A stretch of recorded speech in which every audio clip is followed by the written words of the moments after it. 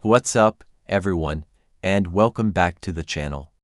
Okay, I want you to be honest with me.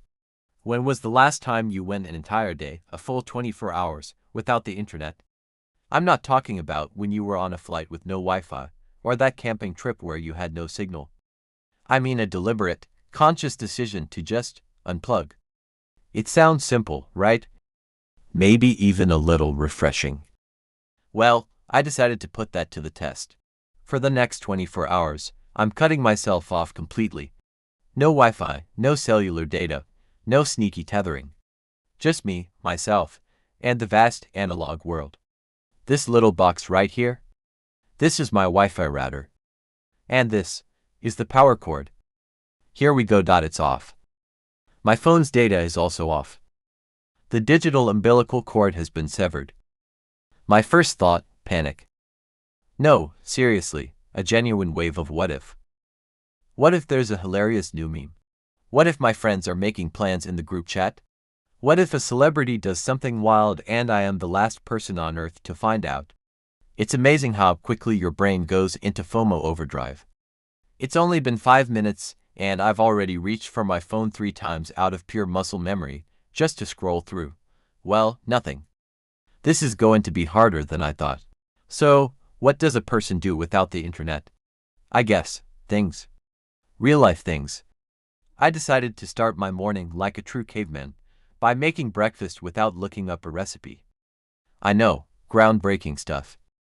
I just threw some things in a pan and hoped for the best. It was edible. But the silence was the weirdest part. Usually, I'd have a podcast on, or a morning news roundup playing on my smart speaker. Today, it was just the sound of my own chewing.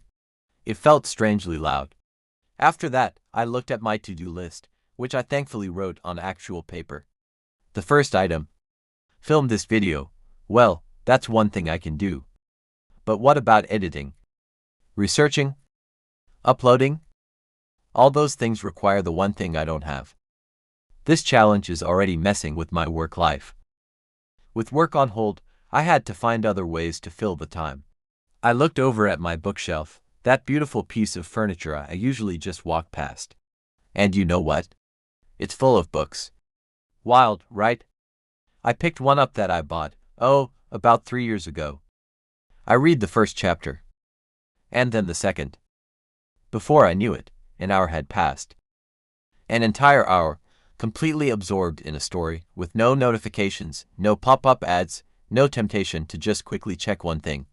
My attention span, which I thought had been permanently destroyed by short-form video, was actually working. It was a strange and wonderful feeling, like rediscovering a lost superpower. As the afternoon rolled in, the boredom started to hit. This is the danger zone. This is when your brain starts negotiating with you. Just 5 minutes, it whispers.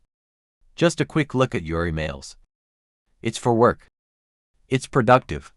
I had to physically put my phone in another room to resist the urge. Instead, I decided to go for a walk. But here's the thing, I didn't know where to go. I usually pull up a map, find a cool new coffee shop or a park I haven't been to. This time, I just walked. I took turns at random, exploring my own neighborhood in a way I never have before. I discovered a little side street with beautiful houses and a community garden I never knew existed. I was actually present, looking at the world around me instead of a screen in front of me.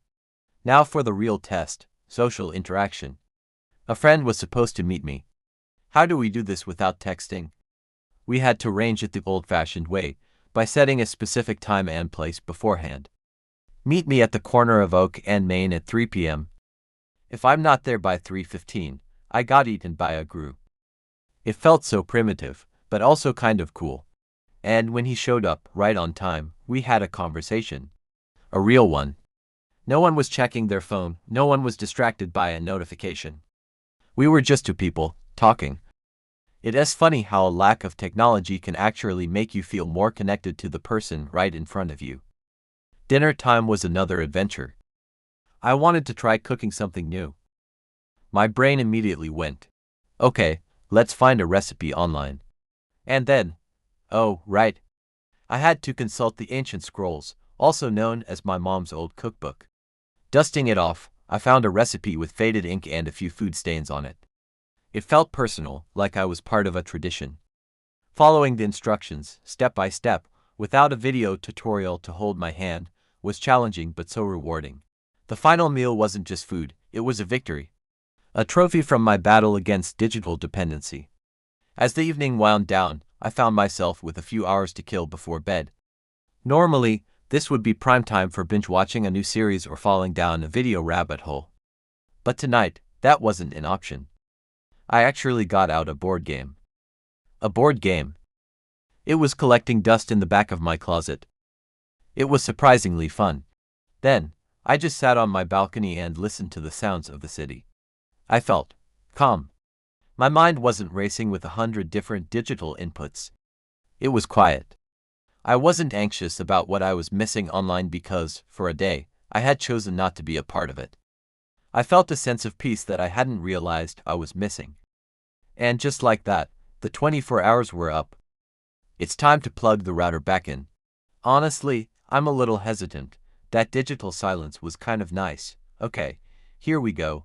The lights are blinking. My phone is about to explode with a year's worth of notifications.